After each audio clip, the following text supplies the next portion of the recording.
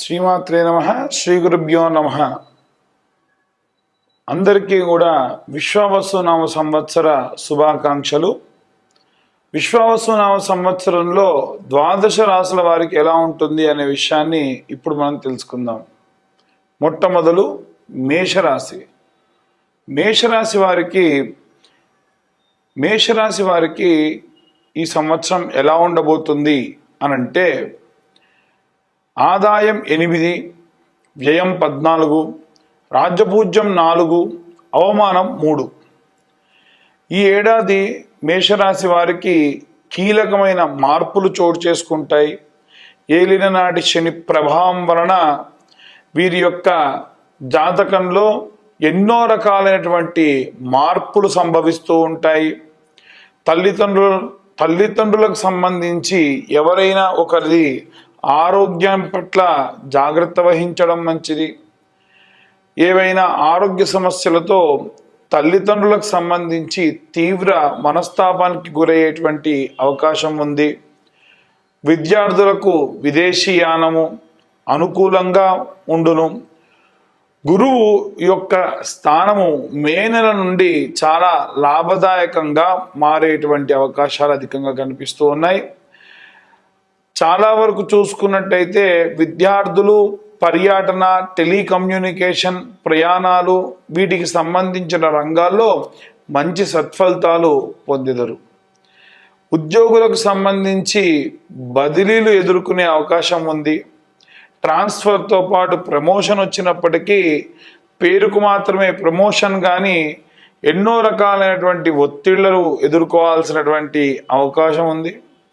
కొన్ని రకాలైనటువంటి మార్పులు చేసేటువంటి అవకాశం ఉంది. వీరు గతంలో చేసేటువంటి పనిలో ఏవైనా కొన్ని మార్పులు చేసే అవకాశం ఉంది. శని యొక్క స్థానం సాపేక్షంగా ఉండడం వలన ఎక్కువ శ్రమ పెట్టాల్సినటువంటి అవసరం ఉంది. ఉద్యోగులు తమ యొక్క కష్టానికి ఫలితం ఖచ్చితంగా సత్ఫలితం అనుభవిస్తారు. కొన్ని నెలలు ఖచ్చితంగా ఇబ్బంది ఎదుర్కోవాల్సినటువంటి అవసరం ఉంది. ప్రథమార్థంలో ఉన్నటువంటి కొన్ని నెలలు, అంటే ప్రథమార్థం అంటే మే నుంచి అక్టోబర్ వరకు అనుకోండి, అక్కడ కాస్త ఇబ్బంది పడేటువంటి అవకాశం ఉంది. ఆ తర్వాతి కాలం అంతా కూడా చాలా ప్రయోజనకరంగా ఉంటుంది.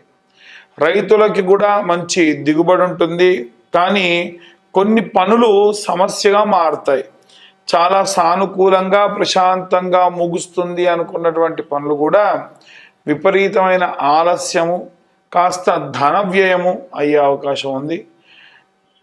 మేషరాశి వారికి కుజుడు రాష్ట్రాధిపతిగా ఉండడం వలన ఈ గ్రహం సినీ రంగంలో ఉన్న వారికి ధైర్యంతో పాటు కోపము చాలా ఎక్కువగా ప్రకటితమయ్యేటువంటి అవకాశం ఉంది. తొందరపడి మాట్లాడము, తొందరపడి దురుసుగా మాట్లాడము, ఎవరో ఒకరిని విపరీతంగా దూషించేటువంటి అవకాశం కూడా కనిపిస్తుంది. రాజకీయాల్లో ఉన్నటువంటి వారికి అద్భుతమైనటువంటి న్యాయకత్వ లక్షణాలు పొందేటువంటి అవకాశం ఉంది.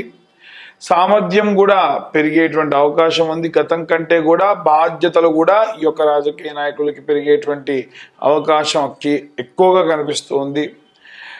ఎవరైనా సరే ఆర్థికంగా వ్యాపారస్తులు కానివ్వండి, రైతులు కానివ్వండి, చేతి వృత్తులు చేసేవాళ్ళు కానివ్వండి, లేదా వృద్ధాప్యంలో పిల్లల దగ్గర లేకుండా ఉన్న వృద్ధులు కానివ్వండి, తెలియని వ్యక్తులతో ఆర్థిక లావాదేవీలు చేయడం వలన ఇబ్బంది పడే అవకాశం ఉంది. సంవత్సర ప్రారంభం నుండి చూసుకున్నట్టయితే మే నెలలో చూసుకుంటే గతంలో శని యొక్క సంచారం 12వ స్థానం నుండి ప్రయాణమై కొన్ని విపరీతమైనటువంటి కష్టాలను ఎదుర్కొనేటువంటి అవకాశం ఆర్థిక పరంగా, ఈ యొక్క వ్యాపార పరంగా ఉంది. ఈ సమయంలో విదేశీ సంబంధిత వ్యాపారాలు కూడా చేసేటువంటి అవకాశం కూడా ఉంది.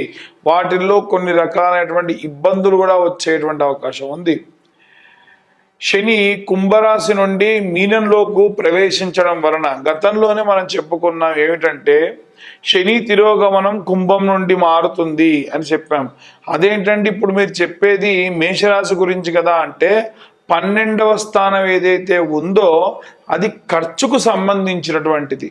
కాబట్టి మనకు గురువు అలాగే శని 12వ స్థానంలో సంచరించడం వల్ల విద్యకు సంబంధించిన ఖర్చు, ఆరోగ్య సమస్యలతో కూడినటువంటి ఖర్చు వచ్చే అవకాశం ఉంది. ముఖ్యంగా శని కుంభరాశి నుండి మీనంలోకి ప్రవేశించడం కారణం వల్ల మేషరాశి వారికి ఈ పరంగా కొన్ని ప్రతికూల పరిస్థితులు ఏర్పడేటువంటి అవకాశం ఉంది.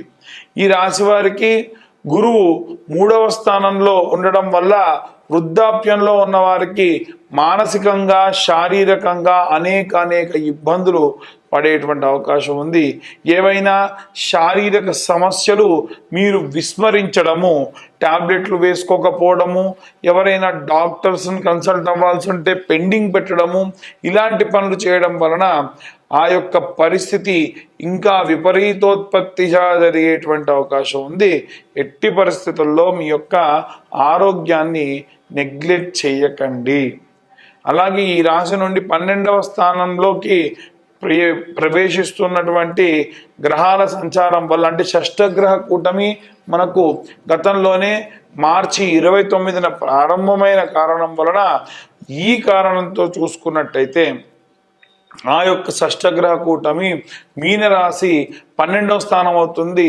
దానిలో గురువు, శుక్రుడు, అలాగే రాహువు, అలాగే చూసుకున్నట్టయితే గురుగ్రహం మినహాయించి, ఆ గురువు రాష్ట్రాధిపతిగా ఉన్న మీనరాశిలో గురుగ్రహం మినహాయించి రాహువు, శుక్రుడు, బుధుడు, సూర్యుడు, అలాగే చంద్రుడు, ఈ గ్రహ సంచారాల వల్ల కాస్త ధనం అధికంగా ఖర్చు అయ్యేటువంటి అవకాశం ఉంది. చాలామంది నీలి రంగు అంటే నల్లటి వస్త్రములు ధరించేటువంటి దానికి ప్రిఫరెన్స్ ఇస్తూ ఉంటారు. ఇంద్రనీలము ఈ సంవత్సరం వీరికి బాగా కలిసి వచ్చేటువంటి రంగు. అంటే మనకి నెమలి పింఛంలో ఉండేటువంటి నీలము, లేదా మబ్బులు పట్టినప్పుడు వచ్చేటువంటి నీలం వీరికి బాగా కలిసి వచ్చేటువంటి రంగు.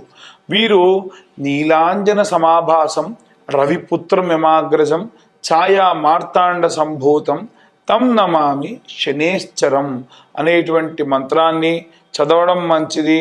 అలాగే ఆంజనేయ స్వామి దేవాలయంలో అర్చన, సింధూరార్చన, నాగవల్లి పత్రములతో సంవత్సరంలో మొత్తం 11 సార్లు ఈ యొక్క నేను చెప్పిన పూజలు చేయించుకోవడం మంచిది.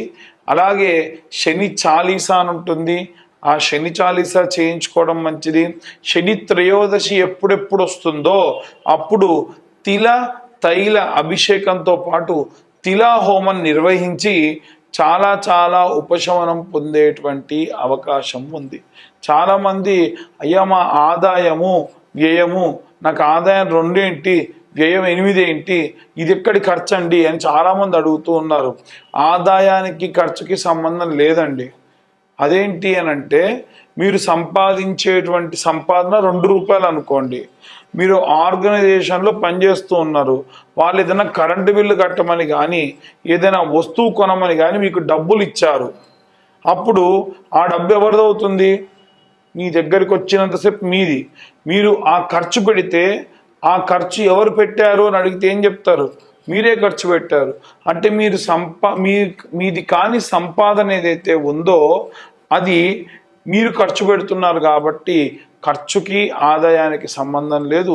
ఎవరైనా మిమ్మల్ని దూషించినట్టు మాట్లాడినా, మీ వెనక మాట్లాడినా అది అవమానం కింద తీసుకుంటారు.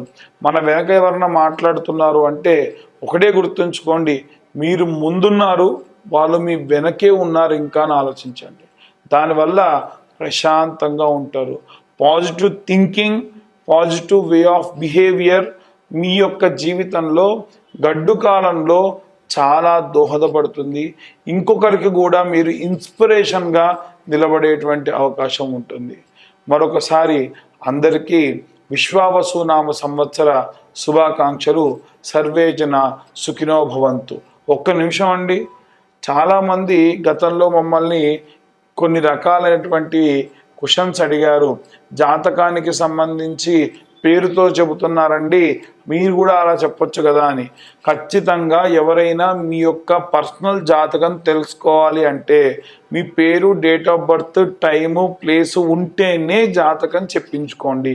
లేదంటే అనవసరంగా నాకే కాదు ఏ పురోహితుడికి ఏ జ్యోతిష్యుడికి ఫోన్ చేసి నా పేరుతో చెప్పు అంటే అందరి పేర్లు ఒకేలా ఉండవు కదా. అందరి పేరుతో ఉన్న వాళ్ళు ఒకే రకమైనటువంటి మనస్తత్వంతో ఒకే రకమైన జీవన శైలితో ఉండరు. కాబట్టి ఇప్పుడు మేము చెప్పేవన్నీ కూడా గోచార రీత్యా చెప్పేటువంటి విషయములు మాత్రమే. ఎవరైనా సరే పూర్తిగా మీ యొక్క జాతకం విశ్లేషణతో తెలుసుకోవాలి అనుకుంటే కింద ఉన్న నెంబర్కి ఫోన్ చేస్తే మీ పేరు, date of birth, time, place ఇవన్నీ కూడా ఇస్తే డీటెయిల్డ్గా మీ జాతకం మీతో డిస్కస్ చేయడం జరుగుతుంది. మీ లగ్నం ఏంటి, లగ్నం నుంచి పంచమ, సప్తమ, నవమ స్థానాల్లో ఎవరున్నారు, కోణ కేంద్ర స్థానాల్లో ఎవరున్నారు, ఏ గ్రహాలు ఉచ్చ స్థితిలో ఉన్నాయి, ఏ గ్రహాలు నీచ స్థితిలో ఉన్నాయి, మీకు సంబంధించి కస్టమర్లకి ఎలాంటి రెమెడీస్ కావాలనే సంగతి మీతో డీటెయిల్డ్గా డిస్కస్ చేయడం జరుగుతుంది. ఈ 2025 సంవత్సరంలో కేవలం 2025 రూపాయలు మాత్రమే తీసుకొని 60 నుండి 70 పేజీల జాతకాన్ని మీకు అందించి మీతో పూర్తిగా దాని గురించి డిస్కస్ చేయడం కూడా జరుగుతుంది. మరొకసారి అందరికీ విశ్వావసునామ సంవత్సర శుభాకాంక్షలు. సర్వే జన సుఖినో భవంతు. స్వస్తి.